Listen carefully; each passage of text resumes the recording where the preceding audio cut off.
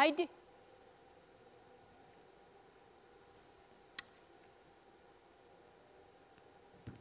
Manatti dagadhee dhufeera barsiisa.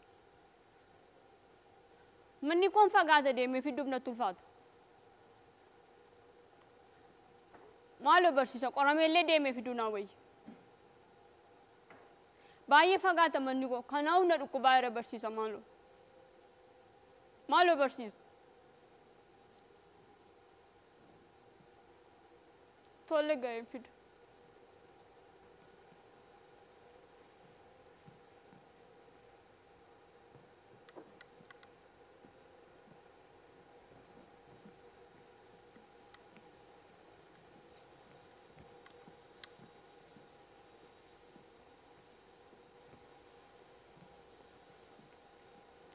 Hiyyeessaaf maal dabalannaan qeensaa cittee sulattuun xinnaatee adhabbii koo irratti kunnaa dabalame.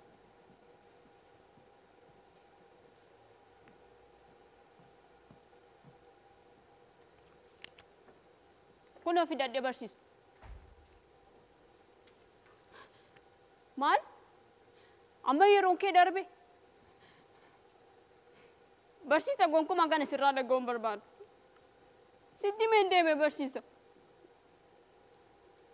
Karaa mijataan taane irra lukaan deemee fideen dhufe. Kanumaayyuu na dhukkubaa jira. Maaloo barsiisa. Qaroodha beektii ta'uu koo itoo argitu akkasumatti hin jabaatin. Daqiiqaa hafti fayyadameef. Maaloo barsiisa daqiiqaa hafti fayyadameen hojjedha. Barsiisa akkasnaa hin jedhin. Maaloo natti hin jabaatini barsiisa. Gara dhufteetti deebi. Omaayyuu abdii sirraan qabu jechuudha.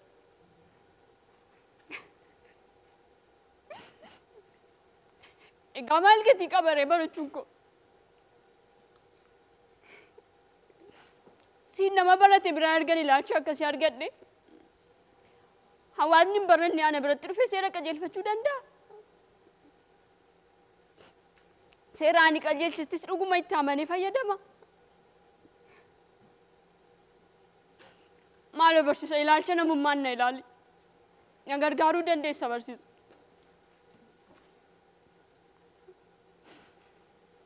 Omaa rakkoo hin qabu. Siin immoo osoo ija kee qabadhuutii mana fincaanii gahee kottu siin jedhame keessa hin deebitu. Ani garuu kutaa tokko kaasee dukkana kana keessa ta'e hanga digirii tokko xumuradheen jira. Kunuu ga'umsa. Eeyyee kunuu ga'umsa.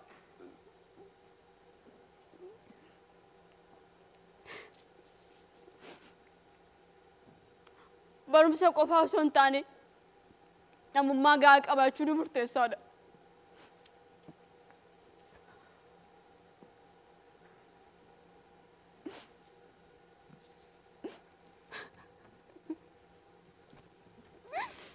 Guyyaan akkasitti eeggadhe akkasitti naa dhufe.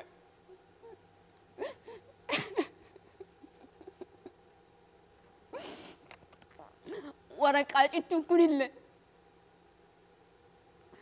gadi mallattoo nama barate qabduufi fudhatamaa amma kana argatte.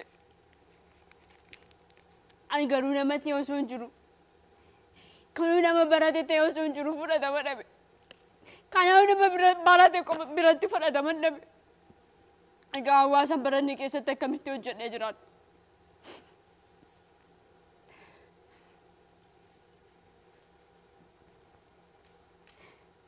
Gittiin qabaatinaa. Yaaleera amma hin danda'u. Yaaleera amma hin danda'u kana caalaa waan godhu hin qabu namatu natti jabaate. Waaqni illee homaan kun nama uumama na fakkaatu natti jabaate.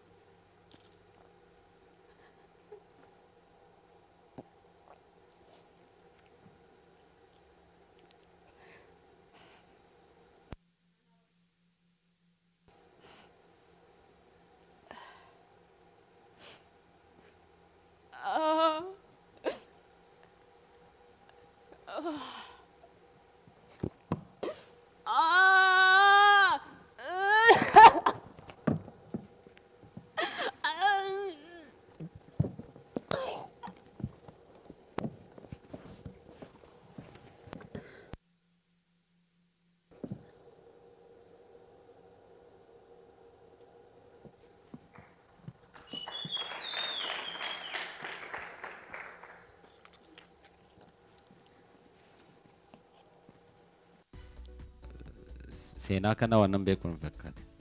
Kanaan dura dhagayeera. Yaaddee waan san waltajjiitti fiduu kee guddaan appreciate godhaa. Galatoom. Akka itti dhufe dinqisiifadhee akkaataa itti dhiyeessite immoo qeeqa jechuudha. Tokkoffaan wanni asirratti dhiyeessitan osoo sassaabamuu waan danda'udha laal. Seenaa kan amma mana barumsaa deemtee achi deebitee san arguun nurraan eegamu. Tokkoffaa kan si eeyyamu waan aktidhaa jalqabame ta'u kan asumatti dhumaramu osoo wajjin gallakkisiin. Inni lammaffaan seenaan kun erga mana barumsaatti deebitee mana kee dhuftee booda ta'uu danda'a. Diyaaloogii ati dubbii jecha dubbii ati dubbattu mana keetti deebitee innaa of ajjeesuuf murteessise sanatti achi keessatti diyaaloogii keessa saabuu dandeessa. Eessaa akka dhufte, maaliif akka dhufte, maal akka taate waa hunda waltajjii kana sirriitti fayyadamtee seenaa kee nutti himtee akkaataa saniin nu dhiyeessuu dandeessa. Seenicha qofa amma taatee ta'e san akkuma bu'eetti fiddee dhufte jechuudha. Hondo goggoruu baadhee mucaanis qormaataaf deeme galchuu jedheeni ID fiduu deebi'ee dhufnaan barfattee deedeeni mana deemee inni of gubee tajjisee sirmamti. Waan akkasiin quba qabaan.